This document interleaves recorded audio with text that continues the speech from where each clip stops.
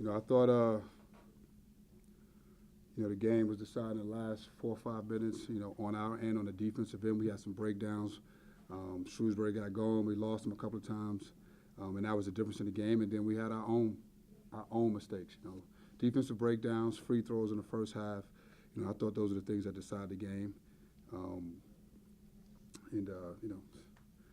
Free throws. It's been something all year. We work on it. We got to be able to make those, and we just, too many blown opportunities. Too many blown opportunities. We turned the ball over 13 times. We can't do that. Can't do that. We talked about it. We keep, stressing it. The turnovers. Turnovers and free throws. And then I think at the end, the miscommunication, the defensive breakdowns were very glaring at the end of the game, and that cost us the game. Questions? Coach, did you think about calling timeout at all with about 30 seconds left and you guys were down 3 either before the start of that possession or in the middle? No, we were supposed to.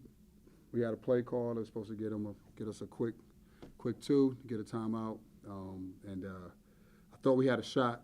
I thought Chopper had a shot, I think, at one point, and he didn't take it.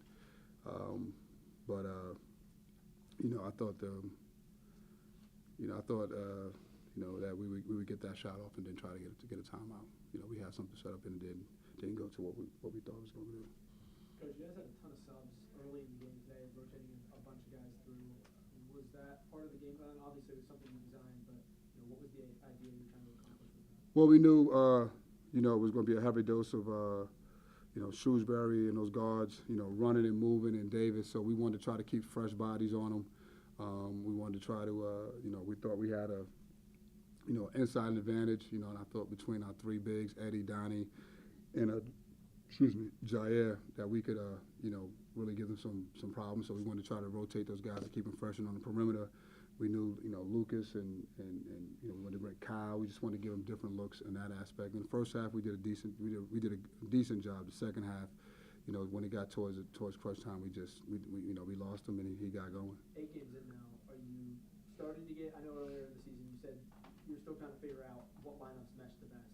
Is that starting to come to fruition where you're feeling more and more comfortable with certain lineups in the floor and like what you can expect out of them? I think so. Yeah. I mean, I think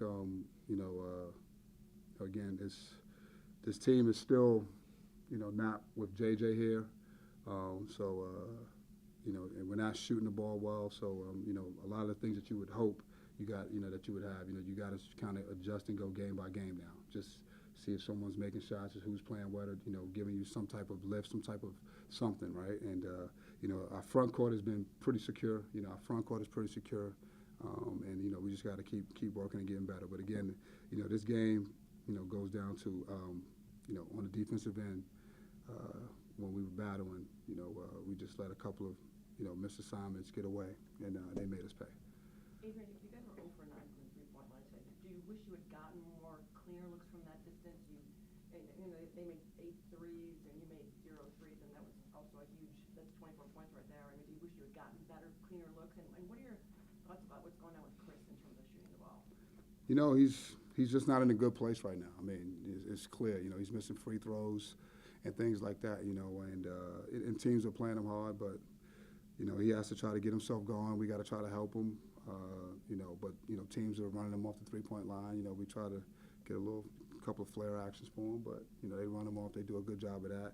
He's just in a bad place, and the only one that's really shooting the ball well is Elijah from the perimeter right now, and teams are taking notice of that.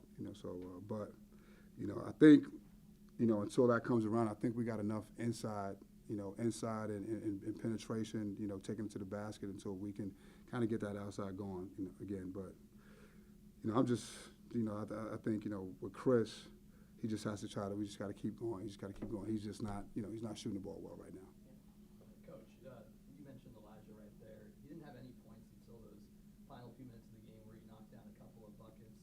What do you think was the primary reason why he struggled to create shots for himself and still apply to that? I don't think he struggled at all. I think, when you look at what we were doing, I thought Donnie and Jair had it going, we stayed with that.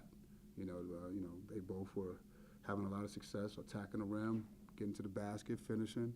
So, that was what was working for us. They were both really aggressive, Jair and Donnie. struggling to find guys who are hot shooting the basketball. How impactful can it be if those guys can stay hot at the rim and in the paint?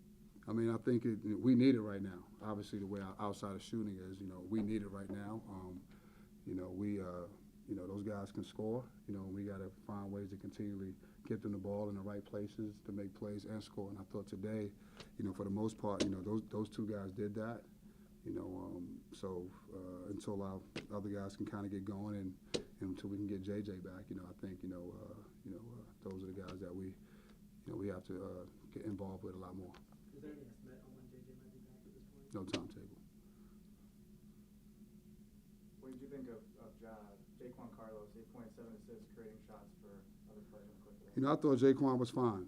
He probably took a pull-up late, but I thought he was fine. I thought he got us, in the game, with his playmaking, keeping the ball, making the right plays.